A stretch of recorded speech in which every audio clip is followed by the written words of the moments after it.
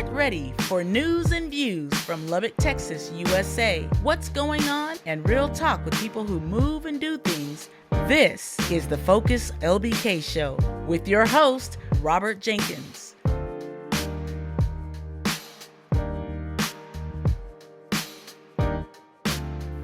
Hey, what's good, LBK? This is your brother, Robert Jenkins, coming with another episode of the Focus LBK Show. As a matter of fact, I believe this is episode 110, season 3, episode 110. Today, we are blessed to have in studio a couple of major artists and professors, educators and artists, I guess you would say, who call the LBK home. And man, I'm sure y'all have heard of them. I've heard their names before myself, or before I got the pleasure of meeting them. And the reason we got them on the show today, I'm holding their names back because it's a secret until I divulge it.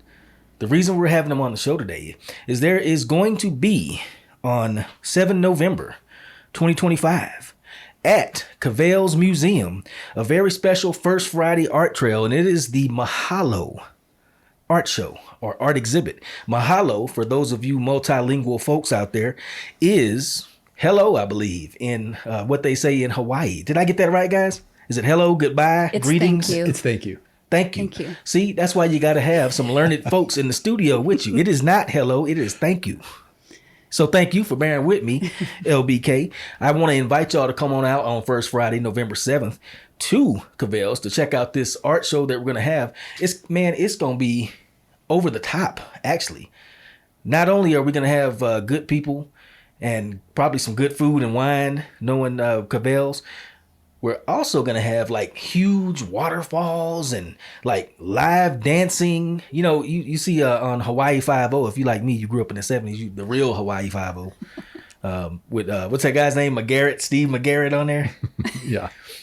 They had like the dancers and the hips moving, the lays on the neck. They had the fire, twirling that stuff around. Well, we're going to have some of all of that, believe it or not, at little old Caviel's down here. I'm trying to tell you, you need to be there. Guys, welcome to the show today. We have, again, Kelly Reyna. I say again, this is my first time saying it. We have Kelly Reyna, who is an instructor at Texas Tech. She's also a longtime artist here in Lubbock. She runs Gray Edges. I'm sure y'all have been by that. If y'all First Friday art trail types, I'm sure you've been over there.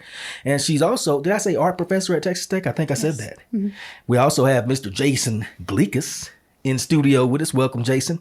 Jason is an artist and a professor, research admin at the School of Nursing over here on Tech, and he's an author. I saw your book on Amazon, I believe. You have several, actually. I just have one. You have one? Okay. Book, yeah. Somebody had several. I've been looking at Amazon a lot lately. Tell us what your book is real quick. It's called A Practical Guide for Teaching Social Skills to Kids. Yeah. So it's kind of a parent's go-to if you got kids that are struggling with social skills. And it kind of starts from very young age all the way up through high school. And just some really good tips in there that can help parents if you're kind of thinking about, my kid, we might need a counselor or only a therapist can help. This is kind of a first step before you move into like medication and like different things like that. And it's been pretty successful. I've had a lot of people reach out. A lot of people bought it, and a lot of people have reached out and talked about how helpful it was for them. So, yeah. Oh, cool. I've got a buddy that has a book coming out too. His name is Richard Gaines. That's his magazine right there, the Tapped In. So he's got a book coming out too. I'm getting jealous. I'm gonna have to hurry up and get on my book, man. I don't know. It's one of them things where you have like, I got 50 book ideas and I've never worked on a single page. Well, that's not true. I have an ebook out, but yeah, it's a lot of work. I would say it took about a year's worth of time to put a book together from like start to finish and actually publishing. I did self-publishing through Amazon. Okay. There was a whole lot of it that I didn't expect going down that journey. With cover design and, all the different stuff that goes, components have to be in there and the formatting has to be just so. And it was quite an experience going down that road, but it was a good one. I bet.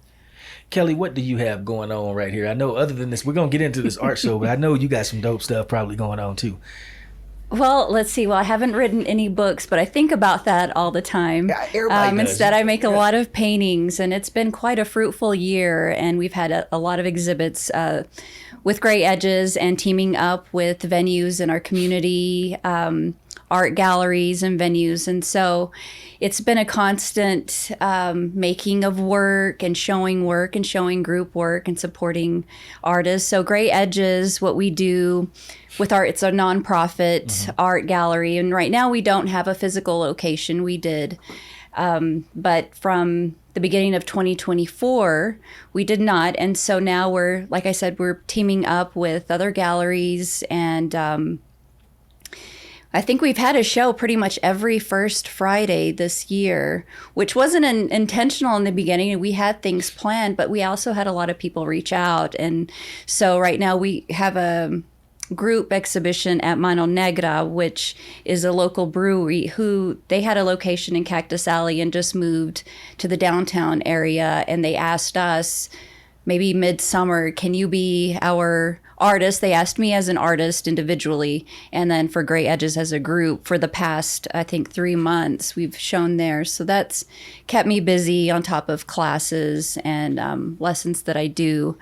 And so working towards this exhibit as well, that's taken, a good amount of time. But actually, Caviel's and Fernando at the Caviel Museum has done a lot to help us, the Roots Council as well. So it's been nice to see all of that help just come in. So it's really been a relief, actually, that Jason and I really just, all we had to worry about is the artwork pretty much. And we didn't expect that. We're used to, okay, what do we need to do? Who do we need to contact? What do we need to plan? All of these things. But Fernando just, the moment he accepted our proposal for this show, it was as if he just sort of made all kinds of magic happen. So we're very grateful and we're excited to see this come to life. Yeah, I am too. So just a quick program note. Thank you for that, Kelly. But Jason was just letting me know that he's not actually you said not a full professor? I'm not a professor at all. Oh, not a professor at all. No. Okay, so we don't want to be accused of putting out any kind of disinformation or anything. Right.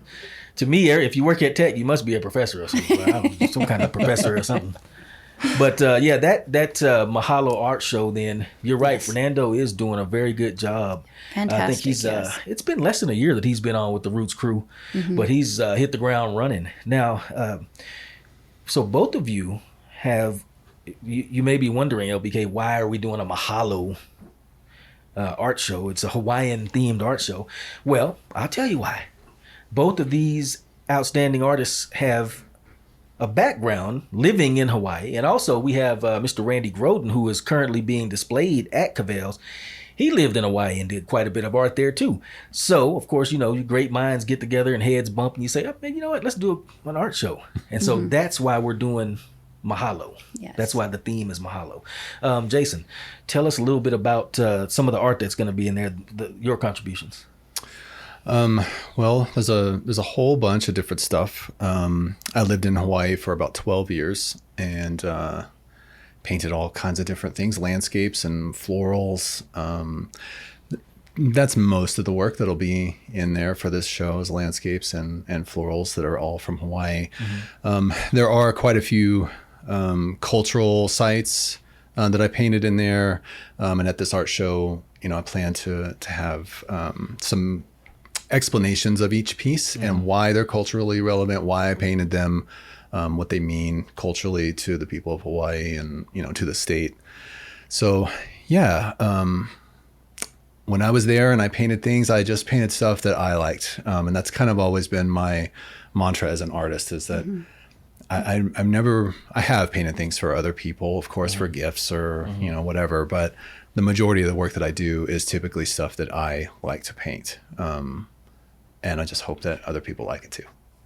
Yeah, I fancy myself something of an artist. I don't paint, but started out writing poetry. I really consider myself a poet, but I've broadened my definition of what the word poet means. And I think, to me, all art is a form of poetry. I even view cooking as a form of poetry. oddly enough. But I discovered that it's better when you work on stuff that you like, stuff that you're drawn to, stuff that you're attracted to. That's when your soul melds with it. And you, I think it was Tai Hotep, the oldest book in the world, said, don't interrupt a man when he's working, because through his work he draws closer to God, or something like that. Yeah. And that's kind of the way I feel about art too. And yeah, I would totally agree. I mean, there's been times when I've been asked to paint things. A good friend of mine one time asked me to paint a portrait of his cat for his wife. And I'm like, okay. It's not the most exciting subject for me, but I ended up, I made it fun for myself and painted it in a style of Andy Warhol, and had like 6 different, boxes of the cat of the same pose and different color combinations. Yeah. So things like that, I mean, even I think you would probably agree, most artists, even if you're asked to paint things, you're gonna put your own little twist on it. Yeah. I almost feel like art, I dare say, I'm not trained in it or anything, I just do it, but I dare say, I mean, like, is it art if you're not putting yourself into it, or is it a product if you're just making it? But art is a product too. It's a hard subject to like delineate where one begins and where one ends. The stuff that I make sometimes that I consider art, I don't know if anybody would even like it. But it doesn't matter. I think it looks good. I'm like, that's exactly that's the what important I was trying thing. to do. Yes. Right. Well, I never get exactly what I'm trying to do. I think that's why you keep doing it. Kelly, tell us a little bit about your background in Hawaii and how that flavors this exhibit. Yeah, so for about 20 years, my parents lived in Maui, in Hawaii. And so anytime I'd go home to their home in Kihei, Maui, I, of course, would spend a lot of time there, because a trip like that, you need to spend ample time there. So I'd spend a lot of time, and I would paint on site. And so a lot of the works that will be in the show, actually the majority of them, were those paintings that were painted on site on the island. And gosh, I was so happy every time I could go home and see my, spend time with my parents and the island. It was so profound for me in a very healing and Mother Earth kind of way. When I would go, you could just reset, and just a simple walk on the shore would just heal you and rejuvenate you, and just it was like a paradise, really, and it truly is. And so I've made a few new pieces for the show, and they will be, combined with the older pieces. So the audience will actually get to see what my work looked like 20 years ago, which is a very vulnerable thing, I think, to kind of put out there, because my skill at that time, I was just learning acrylic painting. I did a few watercolors that are quite on the simple side. But you'll be able to see the progression of my talents, of my artwork throughout the years, what it looks like now. So that's kind of an element there. But throughout the years, I made a lot of work there, and I feel like now my parents last year moved back to the mainland. They live in El Paso now. And that sort of hit me in a way I didn't expect. In a way I felt like I sort of mourned, because it's like I don't get to go home, or I don't get to go to that place that I really, needed throughout my life. I didn't realize how much it did rejuvenate me and how much I did feel at home there. So I really feel like this show coming in at this time was really symbolic, because I could say thank you. Thank you for that time. Thank you for that gift of what that paradise was for me for all those years. And I'm sure at some point I will be able to go back, but kind of having that taken away, I definitely appreciate all of what that was for me. And so I can say thank you and have this gratitude for Hawaii and what that was with this show. Do you think that the healing force that you felt in Hawaii, and Jason, this is for both of y'all, do you think it has something to do with being surrounded by water? Do you think it's just the fact that it's so beautiful in general or some combination of both?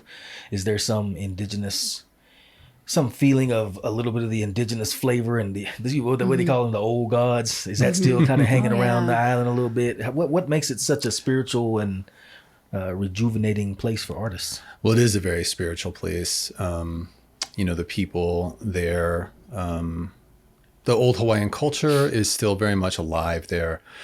And the Hawaiian language is still there. The Hawaiian customs in a lot of ways are still there in certain parts.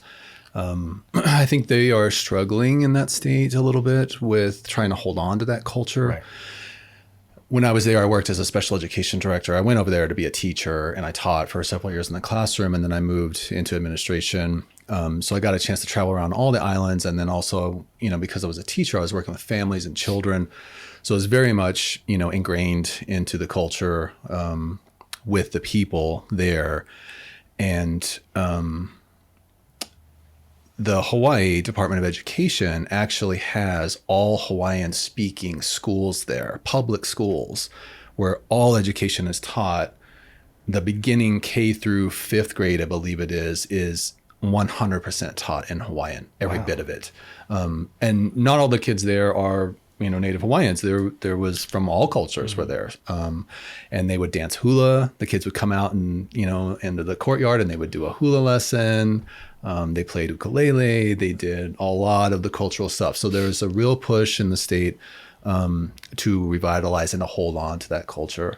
And there's a million different examples of the stuff that they do there. So I think culturally, they try to hold on to those old ways. The Hawaiians also have this concept of what they would call mana. And mana is like power that's in the land. They believed that there was power in the land. They believed that there was power in people's bones. So when people would die in ancient Hawaii, they would preserve their bones. The bones were sacred and hidden and buried. So there's a lot of those types of beliefs there. And I think it really, for me, it just kind of stems from a feeling and the beauty of the place. I mean, the wind is nowhere else in the world. The rain is like nowhere else in the world there.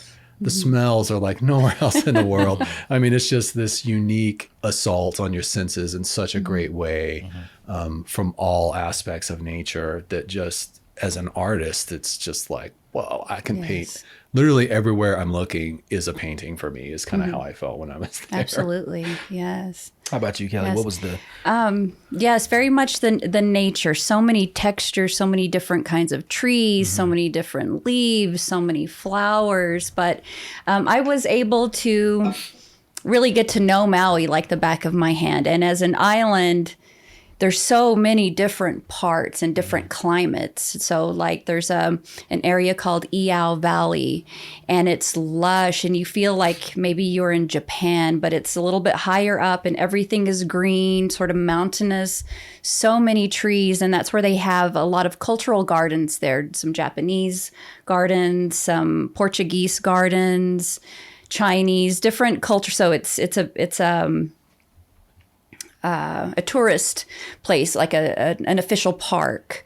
However, I know that recently, because of floods, they may not be open all the time, but it's that in itself was a magical, like you don't feel like you just feel like you're somewhere magical in the world. And to me, I imagine like Japan or something. It's just really lush and moist, foggy. It's usually always raining there. Or you can take the road to Hana, quote. It's a very steep and very scary road up to the Hana area, and that's the road where you'll see the waterfalls. You'll see a lot of, rocky cliffs, and mixed in with the green, lush nature there, but a lot of the waterfalls. And then you get to say like Lahaina, where you have a lot of the docks. And then, there was some recent activity with Lahaina and them having a fire.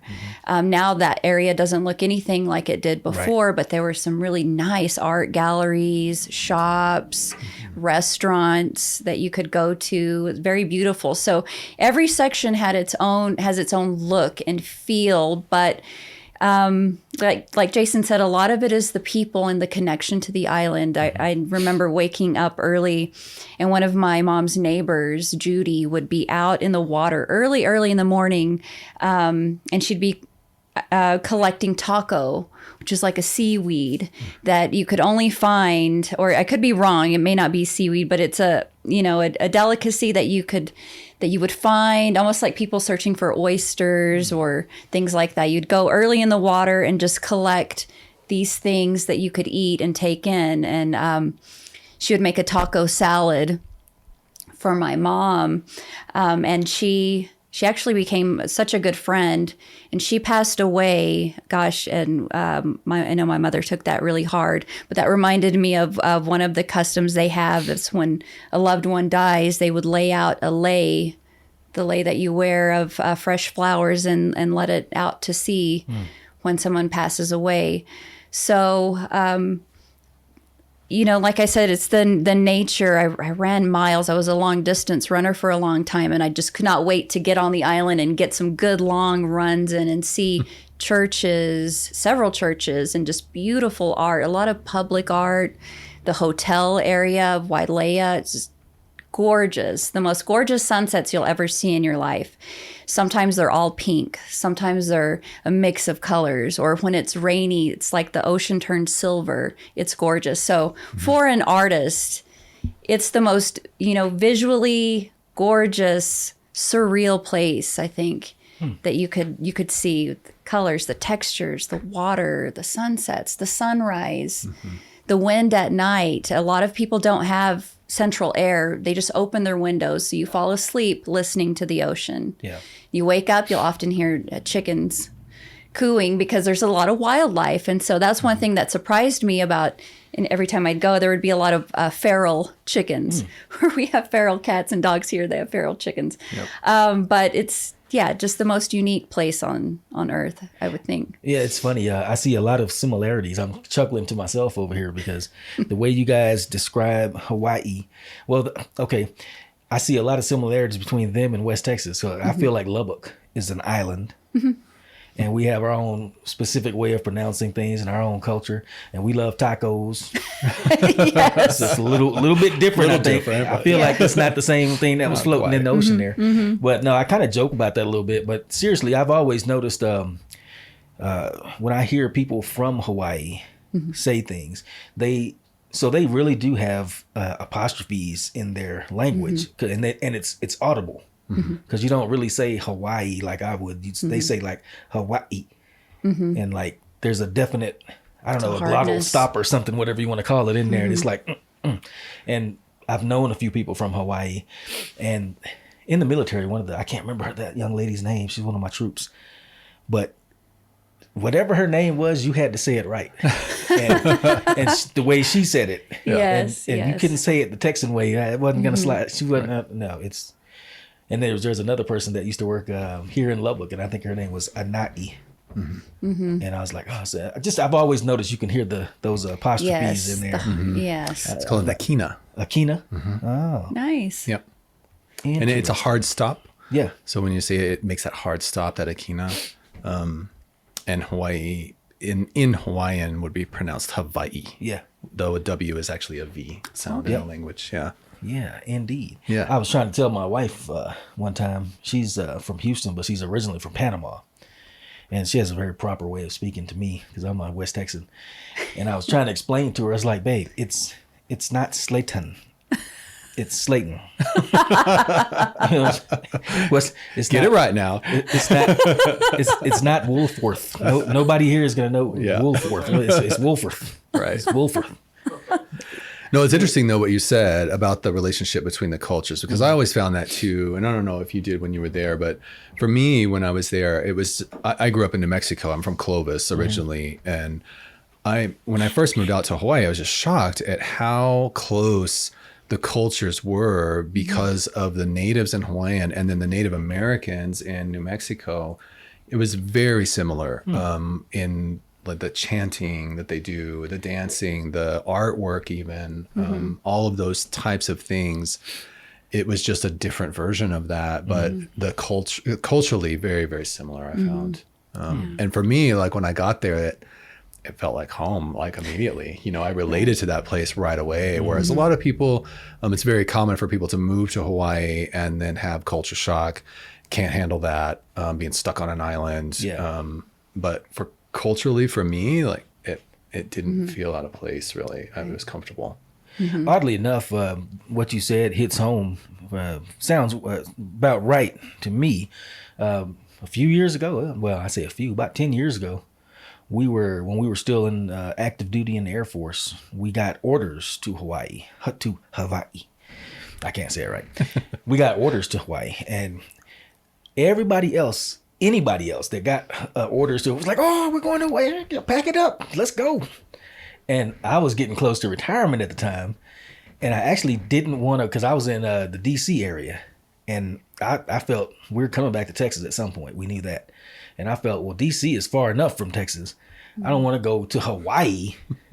So I didn't actually want to go to Hawaii. And everybody's like, are you crazy? I was like, man, 2 years ago, 3 or 4 years ago, we would have been, oh, yeah, let's go to Hawaii.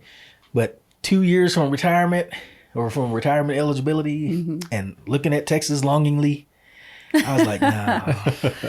Yeah. Oh man, I don't want to go. And people just thought I was crazy. And the way it worked out, we ended up not going. I tell the story that the military, like any other government institution, the right hand doesn't always know what the left hand is doing. So they were getting ready to send me. I was a linguist, so they were getting ready to send me over there to be part of the leadership of, I guess it was the Urdu language section over there. But then I got backdoor news through the grapevines, like, actually, they're bringing that mission to NSA, to Maryland. Well, then why are they sending me over there?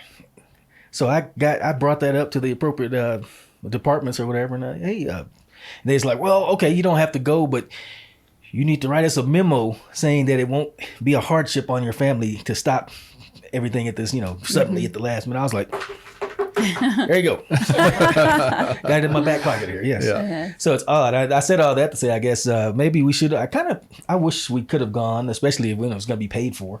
But at the same time, I was wondering about that. Will I get that feeling of cabin fever? Like stuck on an island. Yeah. I mean, it's common, but it's more common for people that live there. Yeah. After like months and months. Some people are just like, I need to get in my car. I need to be able to just drive open spaces. And I think, I lived on the big island of Hawaii, and it is actually really big. So you could get in your car and drive 100 miles and you're still on the island. Really? If you go across it. So where I was, I never really got that feeling. That particular island, which is called the island of Hawaii, where Kona and Hilo are, I lived in Kona. But that island, the other great thing about that particular one is that it has such wildly different terrain as you go around it. You go from, rainforests to beaches to deserts to mountains. They even have snow on top of the mountain. So if you're tired of looking at something, you can just drive 10 minutes and it looks totally different. So I loved that about that place too. A lot of the other islands all have more of a similar look to them. And cohesive kind of a look. I found anyway. I thought Maui was very kind of manicured and very pretty, very beachy kind of a place. And Kauai Island is very lush and jungly. Oahu is very city. That's where Honolulu is. It's a big city, big skyscrapers, and really compact there. But all the islands are beautiful. I mean, I think you really can't go wrong going to any of them. So you should go. Yeah. We may indeed jet out there. I think we're going to practice the Hawaii feel with Monterey, California. I was stationed out there for a while, and it was right on the ocean. And I don't know how similar it is to Hawaii, but in my mind, I say, I bet you Hawaii is like this, because it's got strange trees and formations and things of rocks, and the cliffs there right on the ocean. Sometimes it looks like things pictures that I've seen of various parts of Hawaii. So I'm going to take my wife out there, and we're going to practice in there before we go to Hawaii. But we'll probably get there. I say that now. She's going to hold us. I'm looking up. She's right here. She's going to hold that. She's going to hold me to that. But what you said. Well, I think, one other thing that I think would be wonderful with this show that we're doing, this art show, would be for people that haven't been to Hawaii that would see this and be like, you know what, I've always wanted to go, and now that I've seen this show, I'm going. And actually, realize how beautiful it is and how, it's far away and it can be a little bit pricey to get there, but it is accessible. It's not like out of reach. You can do this. So I hope that some people will see this art and see the culture that we're going to represent, and it'll spark an interest for them to go there too. Yeah, I hope so. Let's shift gears a little bit and talk about art in general. I always find that fascinating. What, Kelly, I asked you the other night when we were at Caviel's talking, what is your... what would you say? What is your well? Where does your art come from? What's the source of it? What's the power? What's your power? Where's it? That's a good question. Who do you paint? who do you paint for? When you're painting, who is it for? Oh, I paint for me, I think. Do you see your ancestors when you paint, or feel your grandma? Or when I say who do you paint for, I mean, like, where does it come from? What's it? Not necessarily the paint that I see, but I believe it's working with my hands. I think that's ancestral, and definitely something that came from my grandmother, my paternal grandmother. I truly believe she was an artist, and had she had the opportunities that I have today, she would have been maybe a painter or a drawer. But that generation, is mostly laborers, taking care of the families. Yep. So she made clothes, she could crochet, she could cook, she would iron, and she could make things. Yeah. So I truly feel that just working with my hands and making things came from her. And so when I'm making art now, I do feel like that is a part of me. And creating is a very healing thing too. But now, in this point in my life, I do see it as something very valuable in that I can teach others, and I can teach them how to make it work for them and be fulfilling for them. So with my drawers, and say drawing one, and we talk about the sketchbook, it doesn't seem like a big deal. However, that sketchbook is there for you whenever you want it, and you can open that up and meditate and just draw, even if it's just lines, but you can let go of all of the stresses or all of the deadlines or all of the things that you have at you. That's a little place for you to just forget all that and clear your mind and turn the page and have a new page the next day to have it be what you need it for yourself. So being able to teach skill at the same time too, and help others reach their potential, that do want to get better, that's very fulfilling for me too. So I think throughout the years it's changed. I think in the beginning I've always loved art, and through art we have so much culture and so much spirituality. I feel like I've learned a lot about, say, the Bible stories just from looking at art, medieval art, Renaissance art. I feel like that's where the artist sort of got its origin, or we have our origins from working for the church, being commissioned for the church to create visual information to people who couldn't read. And so I take great pride in that. I'm in that area that, we have important works to do, and we have important things to say, and art can do that. We can make things or make a statement. I always think of Picasso's Guernica and his big response to the Civil War. We can, it's so powerful, this thing of creating things for others to see and for them to understand it at their level.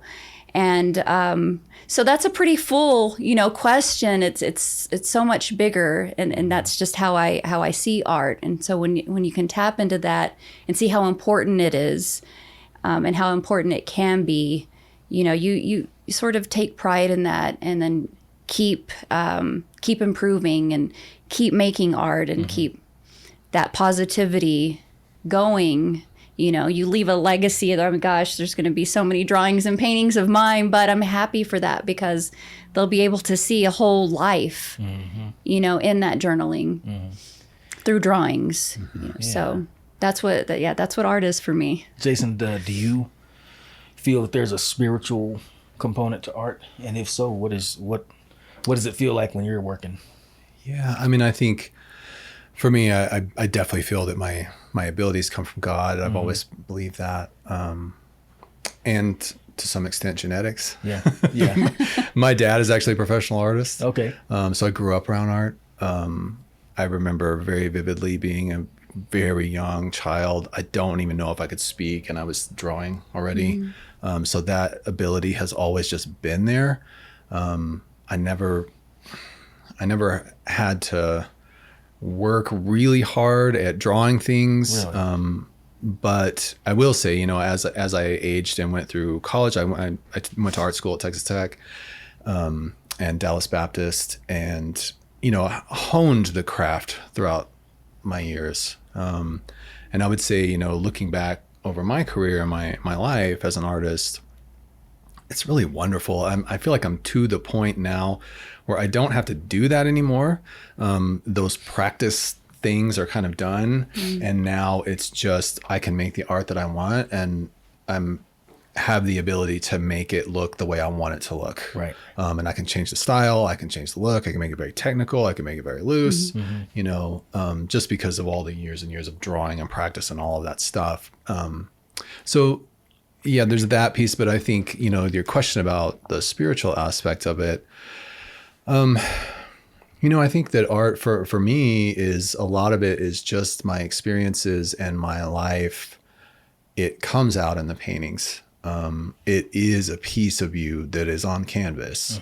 And it is a piece of like all the influences that you've seen, the artists that you love, you know, the things that you've locked away in your mind. There's times when I will paint something and I'll think, gosh, I've seen this before. And why does this look so familiar to me? And I'm racking my mind like, well, what is this? You know, and I'll go back and I'll start looking like, oh, I think it's this artist or that. And I'll go back and I'll find a painting where it's like, well, there's one little piece of some little painting somewhere where this looks kind of similar to like something that I did that just came out in my, you know, in my work. And I think as artists that happens, you know, like or even just a personal experience sometimes will come out that has maybe just meaning to you, and nobody else knows that. Like, why is this meaningful? Or why is this in this painting and nobody knows but you? And I think, you know, a lot of people, if you're not an artist, you don't have that type of brain, you might not even know that. You might look at something and say, well, wow, what a pretty picture, and have no idea that that picture actually contains the backstory of that human being and all of their experiences and everything they've seen and their whole life and trauma, and everything is poured out on that canvas to make this pretty picture. And to me, I mean, I think that's kind of what art is. I love having an artist's eye, because there are times when I see another artist's work and I can say, man, I get it. Like, there was a lot of trauma here, or this person had something going on in their life, and I feel that. I think it's more from an observer's perspective of art, just the feeling that you get when you look at art. And I think that's, for me, what makes great art is when I look at something and it gives me chills, or it gives me a feeling where I want to look more, I want to look deeper, I want to know more about this. I think that is what makes true art and great art. And that's what I try to do. Yeah. I love to hear other people's perspective on that spiritual aspect of art. And the reason is I feel like I said, I've been writing poetry since about 91. And as I kept writing poetry and looking for a better way to express myself, I started getting into recording, and then music. And then when you're recording poetry and music, it's automatically hip hop. So I was like, oh, I guess, am I doing hip hop? I don't know. It doesn't feel, it's not the same subject matter. What am I? What am I doing? And then just working with that over the years, I found imagery, making images, first videography and then photography. And now I kind of see it as all the same thing. Like I said earlier, to me, taking a good picture is the same thing as writing a good poem. Same thing as cooking a good meal. It's putting your soul into a made thing. Because I think the word poetry comes from like poema. I think it means like a made thing or something. Art is too, artifice, something made. And I always feel like that spiritual component is like you said, it's God. I used to like, is this God? Are these words coming from God? Or then I was like, is it my mom? My mom passed away when I was a baby. I was like, is it my mom? I don't, because it's definitely not me sometimes. When my best poetry is like, I wrote that. I don't even know. That's not, you get a feeling like you want to write something. You start writing. And I'm like, well, that's not anything like what I was thinking about, or I don't exactly know where that comes. It's dope, but I don't know where that came from. Or sometimes it's garbage. Like, oh, that's, never let nobody see that. The point is, it's almost like an independent process from the artist sometimes. And I think that's that good flow state. When you get in that, you're like, oh yeah, it's just coming. This ain't even me. Right. And those are always nice little phases to go through when it just comes out. You're like, wow, I did that. Oh, okay. So when you were talking about earlier about looking back at your work, and it's kind of painful sometimes. I understand that. I've got some stuff that I listen to sometimes. I go back to 2007, some of my first recordings, and it's like, okay. Yeah. I don't know what We've improved along the years. Well, I think, as a painter, it's also physical. It is a physical thing, you know, and if your concentration's not there, or like, you're sick, or you're feeling off, or whatever it may be, too much coffee, whatever, physically it can affect the art too, and can cause, for me, sometimes I had a painting not too long ago I was working on, and I just could not get this thing right. And I just had an off day, and I was just fighting it, and I painted over the canvas, start over, paint over the canvas, start over. Finally, I just threw that canvas out. I'm like, I'm done with this. I had to walk away from it. I think as an artist, you have those days. It can be, art is just so strange because it can be so cathartic. It can be spiritual, but it can also be like horribly frustrating. And which makes it more rewarding when it is successful. Right. There's, I try to look at that now these days as balance, yin and yang. There's going to be some hard days. There's going to be some really good days, some really, great work, and then not so great work. And it's just a balance that we have to accept and move through, to appreciate the good. I think that's so important to teach too. As a teacher, you have to teach your students that. I try to teach my kids that too. Like, hey, because they'll draw something and get frustrated. It's like, don't give up. You're just learning. You're doing great, and it doesn't have to be perfect all the time. Just keep going and turn the page. Yeah, turn the page. Start over. Try again, or step away. Let's try tomorrow. I always think about the fact that there's something spiritual and vitally important about making art, because it's not necessary to make art, and yet we always do and always have done. You see those cave paintings in France or whatever, and apparently these were primitive humans, and yet I look at the paintings, I'm like, that's pretty good. I don't think I could draw that. You know what I mean? Why would you, if you're a primitive human living meal to meal, scared of the dark, I don't know if that's the real way they used to live. I have doubts about that. But anyway, if you were that way, why would you take time to paint a cave wall? Right. And clearly they seem to be recreating a hunt. Are they doing that to influence the next hunt, or to preserve the memory of that hunt? Right. Or were they formulating new tactic? We don't know what they were doing. But they found time, while being primitive people huddled around a fire, supposedly, to make something that was utterly useless. It's interesting because the Hawaiian culture has a history of that too.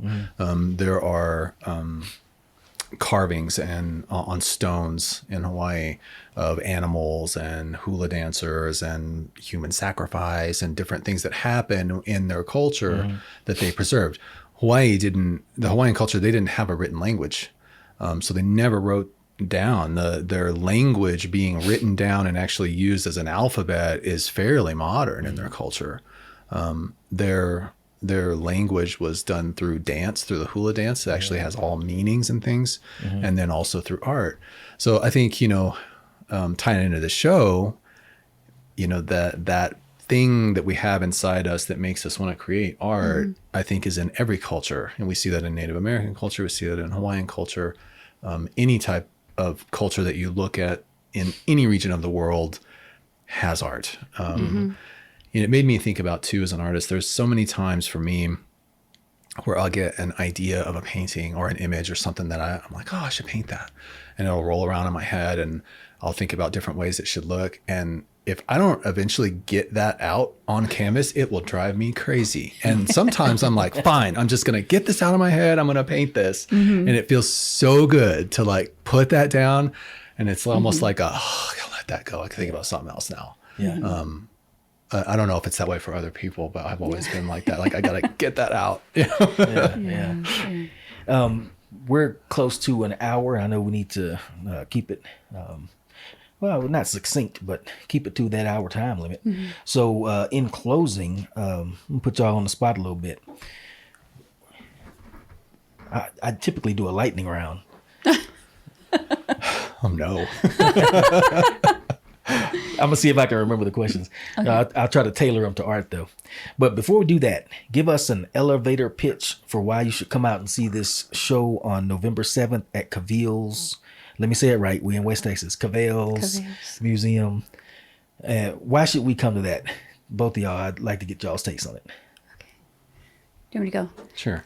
Okay. Well, I think the first thing that comes to mind is all of the hard work that the Roots Council and Fernando did to put this show together. We will have hula dancers, female, and I do believe it's a Polynesian group here that is here in Lubbock. They really are Polynesian, but there will be a male performance as well, and then we will have there's a couple that are making Hawaiian barbecue specifically for this, and it will be free of charge to the public to come and have some of these refreshments.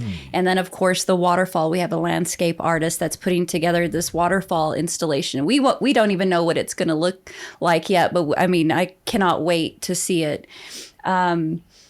Let's see, we've got the artwork of myself, Jason, Randy, and also Xaunviayer. George is going to contribute a few. So we've got 4 artists. And then we will have, Fernando had let me know that we're not going to have leis there, but we're going to have the flowers clipped that you clip in the hair for ladies to put in their hair, as is one of the customs in Hawaii. And there was just a lot of hard work and a lot of planning that went to this, and a lot of beautiful art, different styles, different artists that are putting their work up. So you'll see Hawaii reflected in that, but there's going to be a lot, I think, to see and to celebrate. Yes. Okay. That makes me want to go. Jason, you got anything to add to that?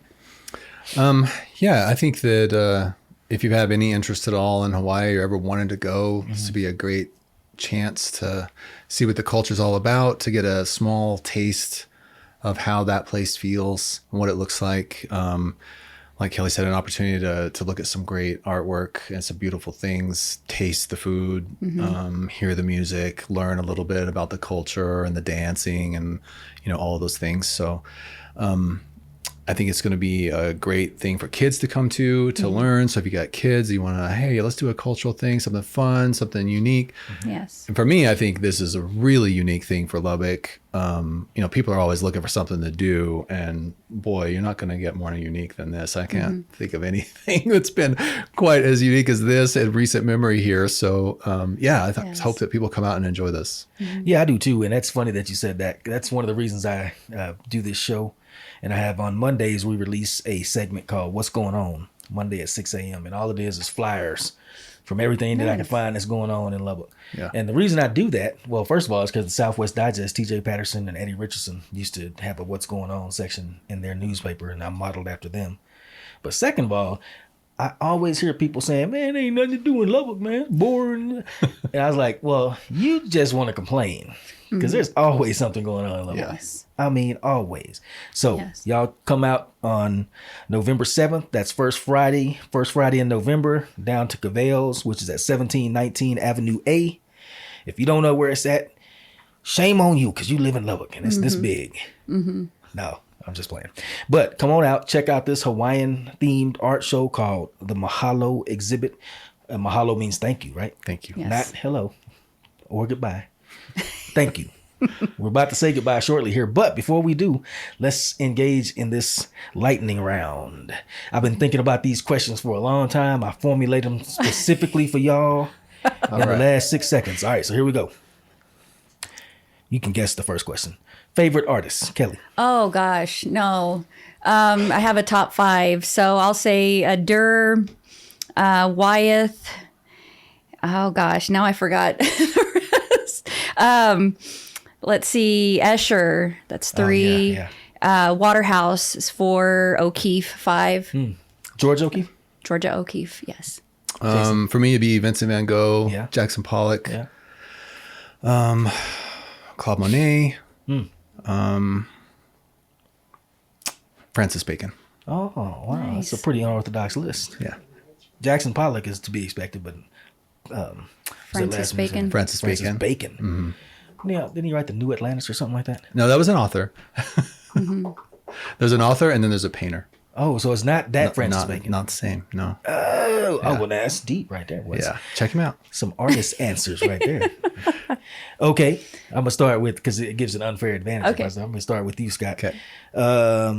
If you could not paint anymore or draw, if you could not do your preferred form of art anymore, what would you do? I think I'd probably have to figure out some other way to make art. I don't know, music maybe, or even with technology now. I mean, I think, if you can even move your body even a little bit, you could probably use technology to make art. So I don't know. I think I would have to make something. It's just such a part of who you are, or who I am. I feel like, I mean, unless you were just completely paralyzed, and then I don't even want to think about that. Yeah, that's a horrifying thought. Yeah. Kelly, how about you? The first thing that comes to mind, I think, is cooking and baking.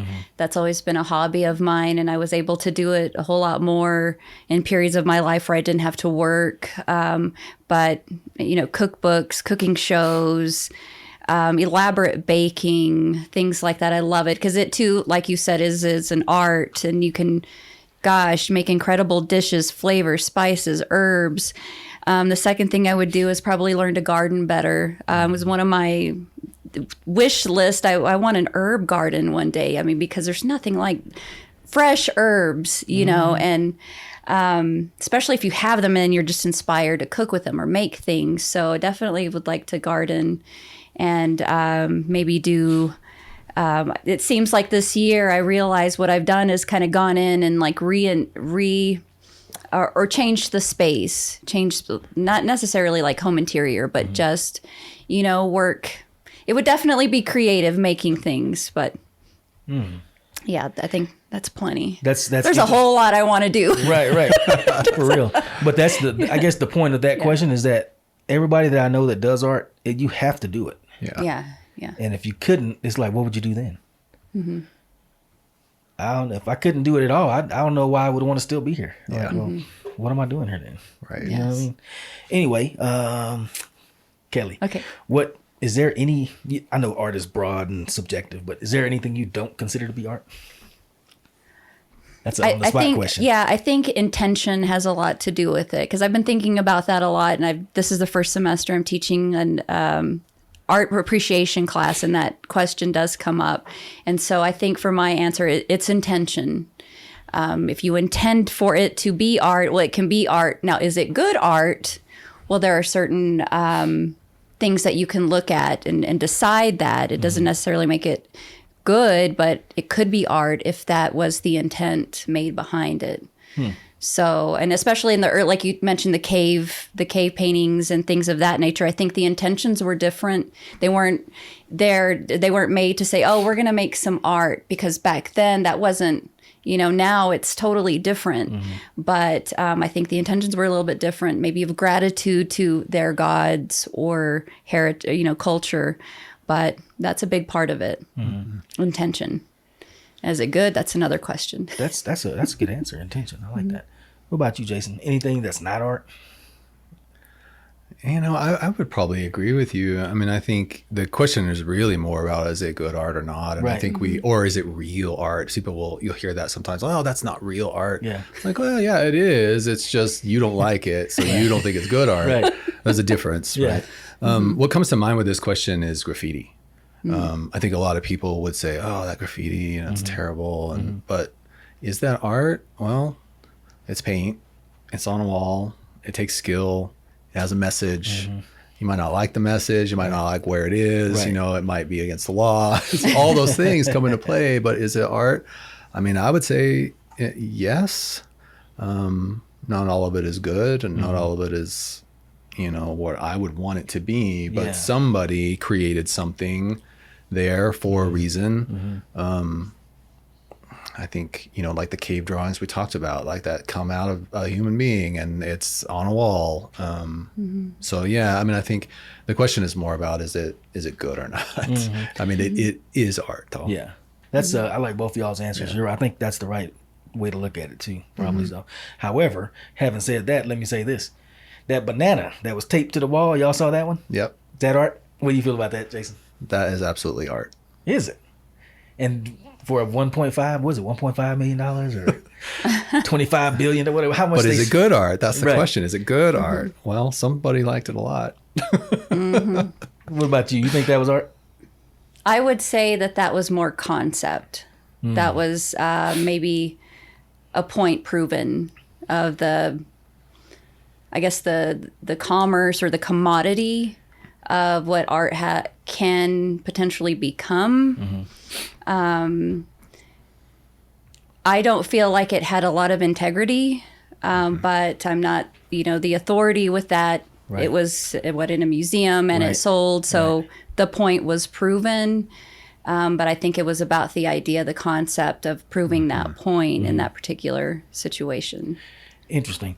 I know. Just in closing, try to keep it brief, but I was going to say my one of the things that I'm interested in in military intelligence background and some of the contracting work I did with the CIA actually, and they have an art collection at the CIA in the hallways in the back part, and it's modern. I guess you call it modern art. They funded and kind of behind the scenes coordinated all of the modern art movement. And the whole point, as I understand it, I'm reading a book right now by Francis Stonor Sanders, I think it is. And it's about the role of intelligence and propaganda in art. Think about going to tech and see, can I get get some actual instruction in that instead of just reading on my own. But the bottom line is they made it as propaganda. Got all these famous Jackson Pollock, among others, to say, hey, do some free form, wild stuff that we can show the Soviets. That's like, this is freedom. Look at y'all stodgy propaganda posters. You guys suck. Look at this. And it ended up almost becoming a parody of what they intended it to be. And now it's in the culture, and people look at it and go, oh, that ain't art.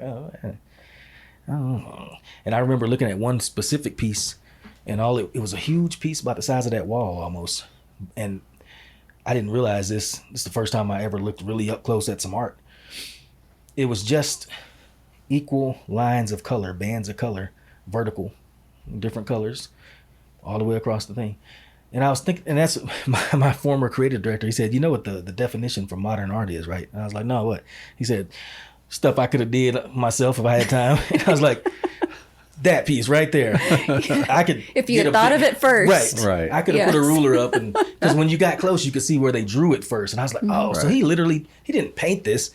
He drew it and then carefully painted it and probably taped it off. I was like, well, I could have done that. But mine's not in the CIA on display. So I don't know. I'm still studying that subject. It's something I'm vitally interested in for some reason. Yes. Yeah. But anyway, thank y'all for appearing on the show today. Thank you. Thank you. Yes. LBK, y'all know if you've seen this show, I talk about this a lot. I say this a lot. There's a lot of stuff going on here in Lubbock, in the LBK, the Flat City. There's tons of stuff going on. If you're sitting at home complaining about nothing going on, we got a whole show called Thank You for Coming to This Show. Mahalo. Come on out to this show. It's over at Caviel's. It's on 1719 Avenue A. This is going to be on November the 7th. First Friday Art Trail. You got no excuses. It's free. Can't say nothing about money. Transportation is free. You got the little Colt trolley running back and forth. So it don't cost nothing, and somebody else will drive you up there. What else? Free food. And Get to free eat, food. Yes. World-class art from people that live right here and are down to earth enough and cool enough to come by my little old studio and holler at us. What else? What other excuse you got? Yeah, didn't think so. Come on out. We'll see y'all at Caviel's this November 7th, First Friday Art Trail. See you there. All right, peace.